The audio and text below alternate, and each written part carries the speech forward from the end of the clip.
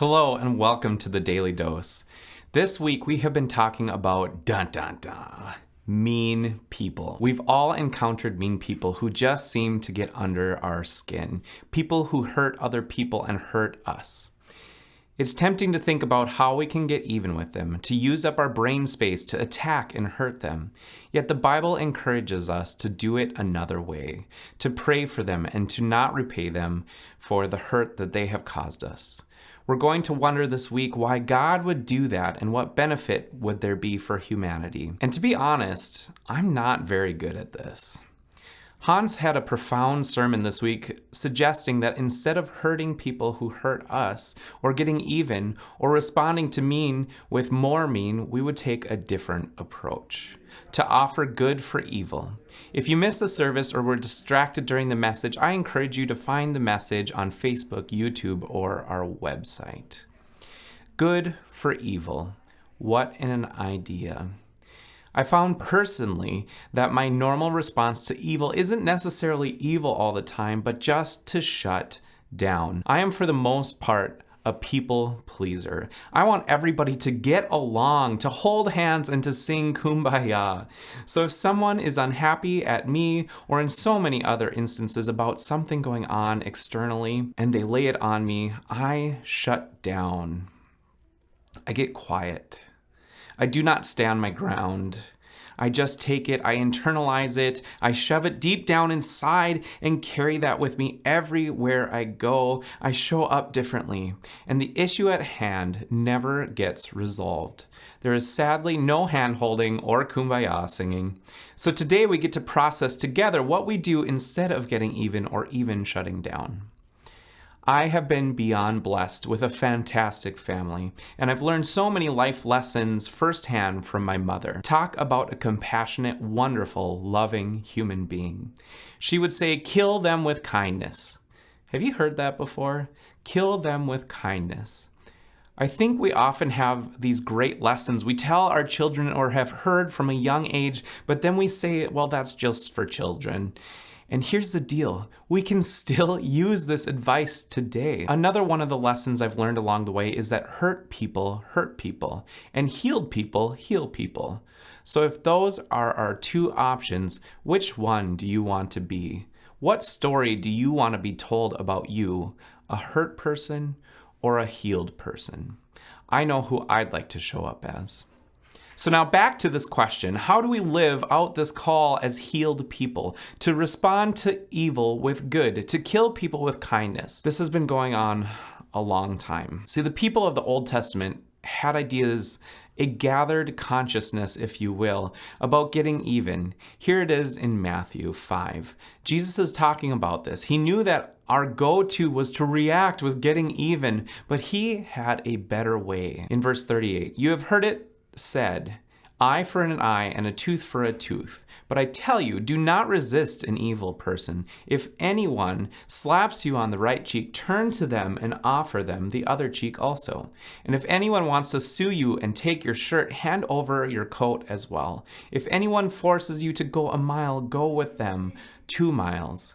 Give to the one who asks you, and do not turn away from the one who wants to borrow from you. Wow. I don't know about you, but that just hits differently.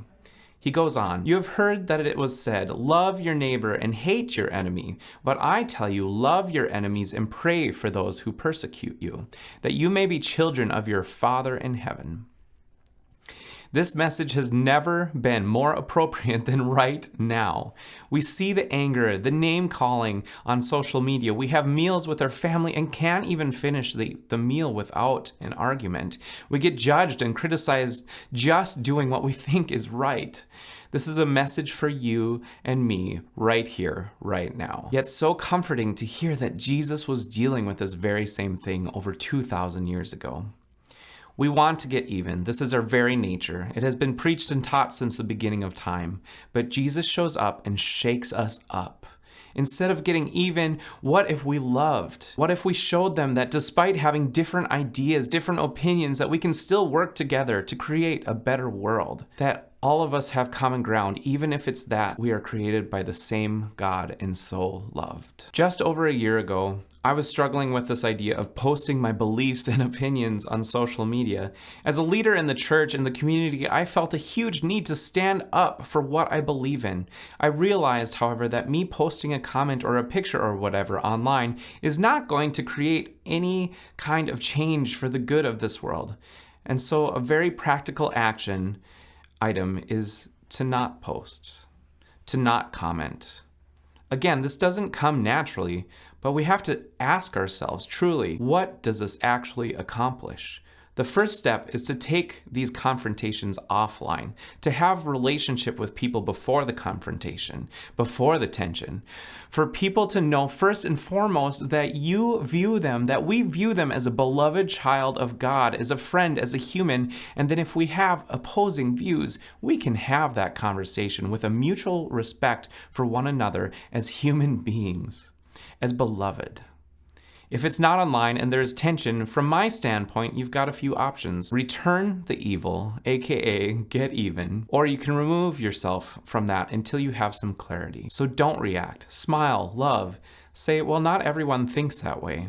I see your point, but we all have different understandings of that. We get so caught up in reacting and getting even that we miss the part that is right in front of us. A brother, a sister. I know this has gotten a little rambly, but I know that I need to work on this myself and hope that you too can glean something as well. It is not our purpose to get even. It is our purpose to love as we have been loved, and that starts with stopping. I believe we need to stop reacting, stop getting even, and start loving. It is sort of a new thing in this world, but we hear so much of the awful going on in life and don't ever hear or see the good in the world. Let's be the ones who bring the good. Let's be the ones who show love, the ones who remind each other of all that is good in life and all the good that each of us bring into the world. We are redeemed and we are healed by the blood of the Lamb. To close, I am reminded of Jesus taking his final breaths on the cross for you and for me. He could have fought back. He could have reacted. He could have returned the world evil with even more evil. This is God we're talking about after all. And a man to his side asked Jesus to remember him despite all the evil he brought into the world. And Jesus responds, "Assuredly, I say to you, today you will be with me in paradise." As if to say, yes, you've sinned. Yes, you've made up. Yes, you've made poor decisions. But here and always, you are a child of our heavenly King, and you will be with me and ultimately loved forever. Let us move forward together in that same manner. Thank you so much for joining us today. If you watched this, if you enjoyed this on Facebook, please hit the share, the like button, engage with us in conversation. If you found it on YouTube, hit subscribe. If you watched it on television, invite some friends and family to join you next time. Thank you so much. God bless.